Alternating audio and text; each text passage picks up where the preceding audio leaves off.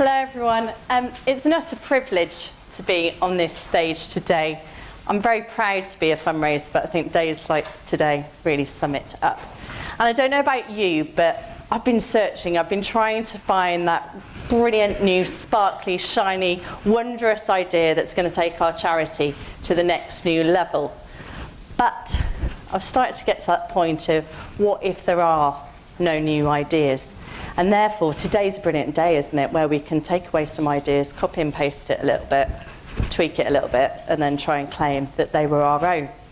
But actually, what if the most exciting new ideas of the future are actually lying right beneath our noses? I want to talk to you today about a campaign, a really powerful story that took place in February 2016 this year. It's about the story of Helen, who is being abused by her husband, Rob. Every marriage has its ups and downs.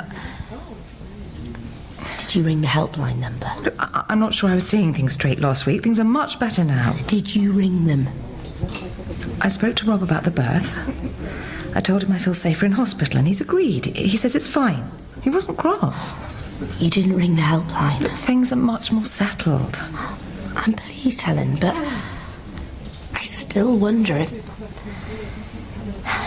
it might help if you could speak to someone. There's no need. If not the helpline, then perhaps a counsellor. A counsellor? I'm still worried about you. Well, stop. There's nothing for you to worry about. Look, you and Rob, you only see him one way. You don't see the other side of him. It's complicated. He's complicated. This storyline sparked a national debate around domestic violence, and it also was the beginning of a flood of donations to the women's charity Refuge, and it's this that I want to talk to you about today. Paul Truman, an avid Archers fan, recognised the opportunity of this story. He saw the power that this storyline could provide, and for him, he wanted to do something about it because he believed for every fictional Helen, there were many real ones. So he set himself a Just Giving page. He had the initial target of raising £1,000. Within 18 hours, it had raised £3,000. Within 2 months, it had raised £100,000, and to date, it has raised nearly £200,000. Now, I don't want to stand here just talking to you about money and figures. This is a simple idea where a moment was seized, where a story, the power of a story, was recognised. It smashed all targets. They recruited over 7,500 new donors. It is a fantastic example of when a great story and digital comes together. And most importantly, this story connected people to their service. They helped people find help that was really needed.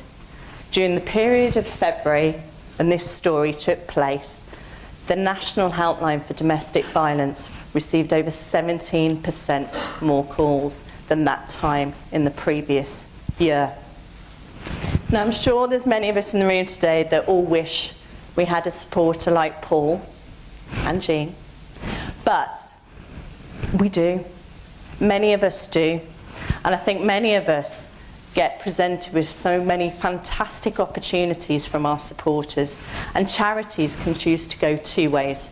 We can either say, thank you very much, really appreciate your efforts, off you go, crack on, or we recognise the opportunity in the moment it is presented to us.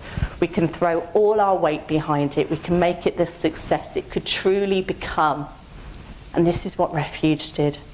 And alongside it, they raised so much awareness for their charity. In their history, they have never received so much public support.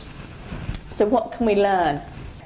We've all got so many stories. We've all got so many real ones. And I think the power of this one was that domestic violence was never going to be an easy story to tell. But they were brave. How many of us, hand on heart, can say we're really brave with the stories that we tell? They brought it to the surface and they made it real. And by doing so, they connected people to the service that desperately needed it. They really knew their audience. With this story, they helped people get connected. They helped people understand. They created a community. They essentially created an army. And what they did was when people donated, it was much more than a financial act. You were making a stand. You were standing up for people. You were making voices heard. You didn't feel like you were donating. You felt that it was the right thing to do and you could change it. And you were doing something about it. You were making a difference. Also, what they did so well, they never claimed, Refuge never claimed this as their campaign. They honoured Paul. They looked after Paul as a supporter and thanked him along the way. But also, what I really want to say today is they thanked people so well. When a campaign like this is gaining momentum constantly, it was so important to thank their supporters, thank Paul, bring people back to the connection, to know that there are these real life Helens and her children, and they did it really well. For me today, what I want to say is actually thank you to Refuge. I want to thank them for reminding us that the best use of fundraising is when it's based on a story. They didn't over-polish it. They didn't send it off to 5 different departments to get it refined, to get it tweaked, to get it diluted. They kept it pure, and they were bold enough to know that one voice could represent 1,000 stories. So whilst I didn't think of that, I wish I'd thought of it, I'll certainly never forget it. Thank you.